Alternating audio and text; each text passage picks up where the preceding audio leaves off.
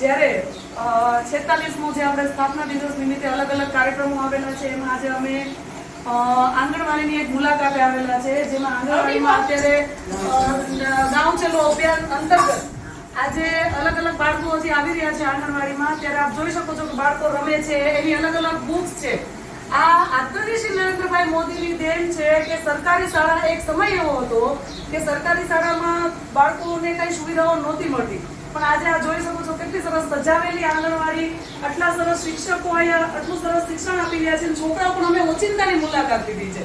છોકરાઓ પણ એકદમ ખુશ થઈ અને રમકડાથી રમે છે અને આ એની બુક્સ છે જે પોતે કહી રહ્યા છે કે આ અમે બધું કરેલું છે.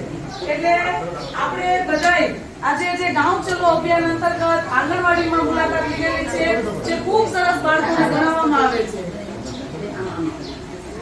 હે બેટા, આમ તો આ તે કર્યું છે દીકરું?